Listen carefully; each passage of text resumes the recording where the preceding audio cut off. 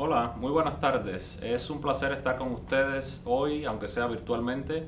Es una alegría realmente presentar finalmente esta valoración múltiple sobre Jorge Luis Borges.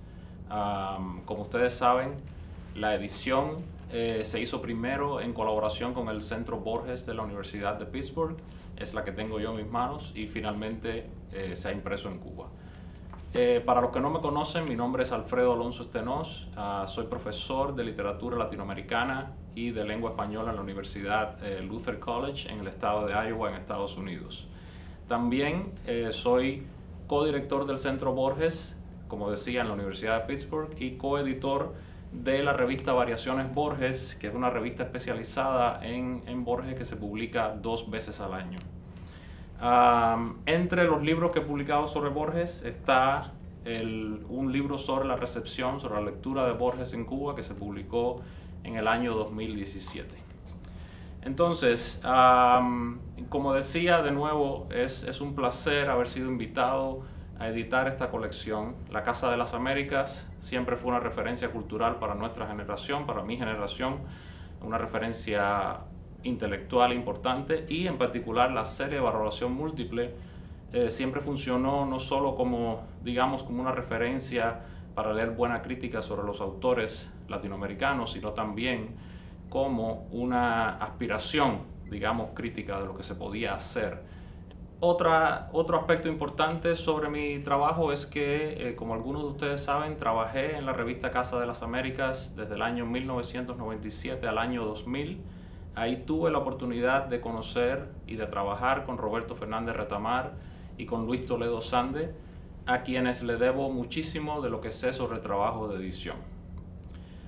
¿Cómo surgió la idea de esta edición, de esta valoración múltiple? Bueno, precisamente en conversaciones con Roberto Fernández Retamar surgió la idea de hacer una compilación sobre Borges. ¿Cuál es el problema que tiene hacer una compilación sobre Borges? Bueno, la cantidad de crítica que se ha escrito sobre este autor, ¿no? Si uno hace una búsqueda, por ejemplo, en la base de datos de Modern Languages Association, la base de la bibliografía, tenemos alrededor de 5.500 resultados de artículos críticos sobre Borges. Yo creo que la revista misma del Centro Borges es parcialmente responsable de esto, porque publicamos alrededor de 30 artículos sobre el autor. Entonces, realmente hubo dudas sobre si esto era posible o no era posible, cómo escribir algo, cómo compilar algo representativo sobre una obra tan vasta y sobre la que se ha escrito tanto. Pero la realidad es que aquí está el libro, y aunque obviamente es un libro que va a tener temas que no están cubiertos, donde va a haber exclusiones necesariamente, prefiero verlo un poco como la frase que Borges mismo escribió: nunca será lo que quiero decir, no dejará de ser su reflejo. Entonces,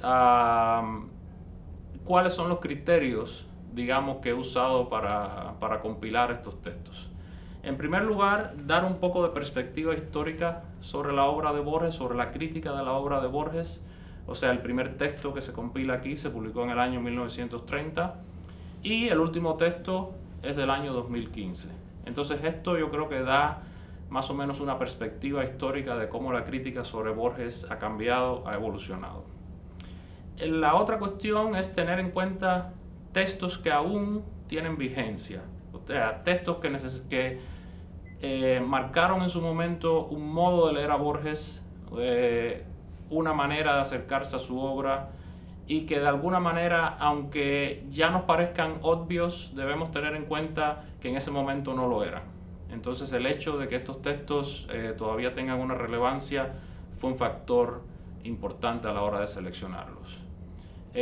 Otra consideración es que hubiera textos sobre una diversidad de los géneros, de los diferentes géneros que Borges practicó, o sea, sobre poesía, sobre el cuento o narrativa, sobre el ensayo, pero también hay una serie de temas que no tienen directamente que ver con los géneros, sino más bien con procedimientos sobre cómo Borges procedía y leía. Por ejemplo, hay un texto sobre la lectura, el modo en que Borges lee. Hay textos sobre política, hay textos sobre el conflicto un poco que le crea a muchos escritores en los años 50, 60 y 70 lidiar con la cuestión de la política en Borges. Entonces, de manera general, esos son los criterios.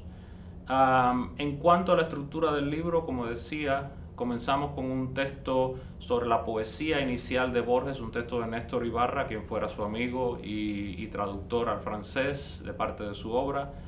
Es muy curioso, una de las cosas que Néstor Ibarra señala en ese texto, dice que Borges no es narrador, que Borges es principalmente un poeta, y como ustedes saben, precisamente la fama de Borges viene de sus libros de narrativa.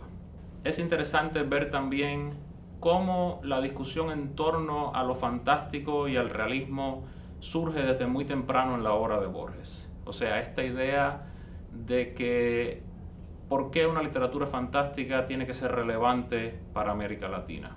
Yo creo que una de las cuestiones que el libro demuestra es que mucha gente a la hora de leer a Borges en aquel entonces no entendió el nivel de referencia que estaba ocurriendo a la realidad inmediata.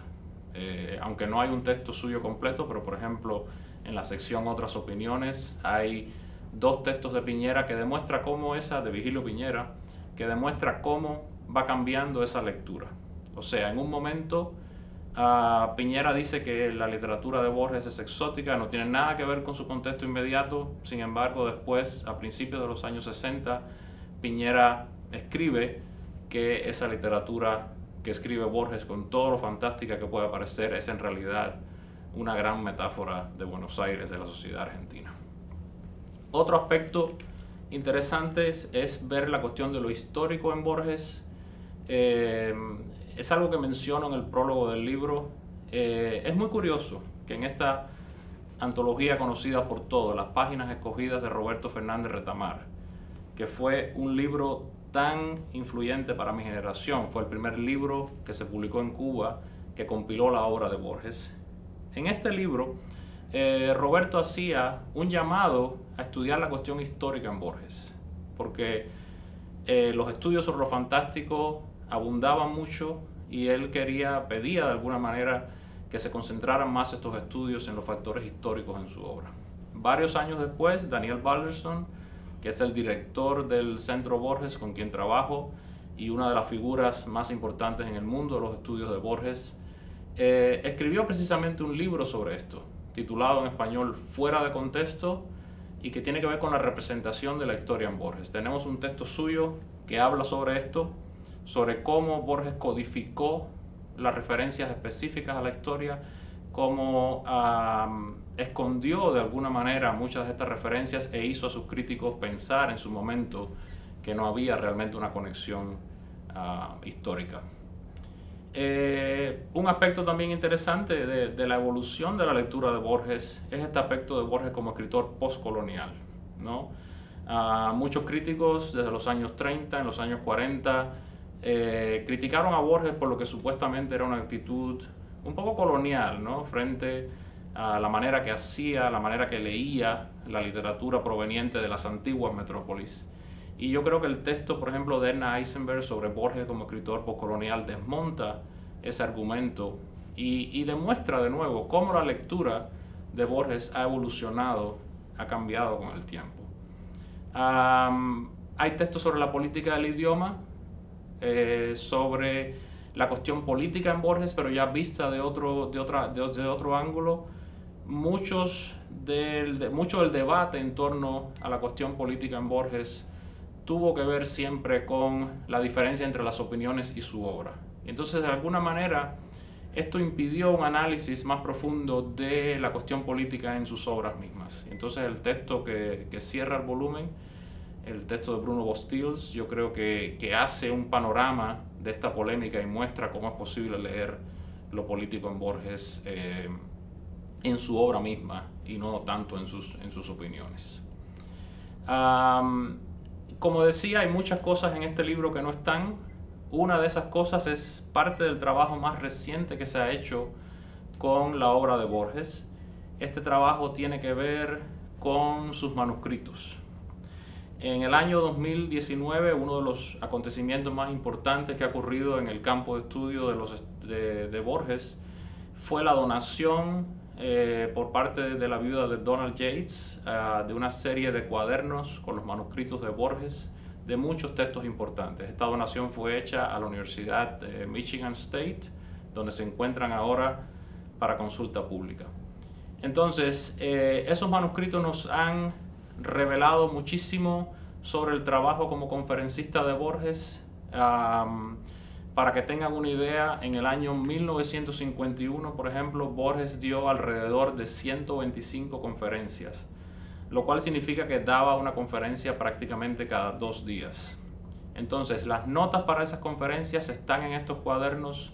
Algunas notas están más elaboradas, más terminadas que otras.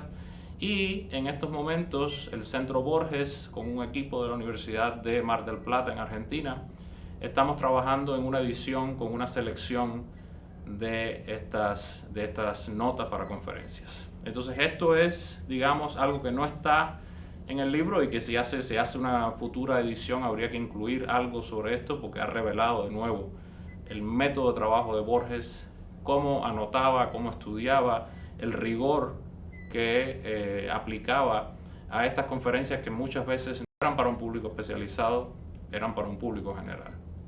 Entonces, bueno, solamente quería de nuevo agradecer esta oportunidad de presentar este libro.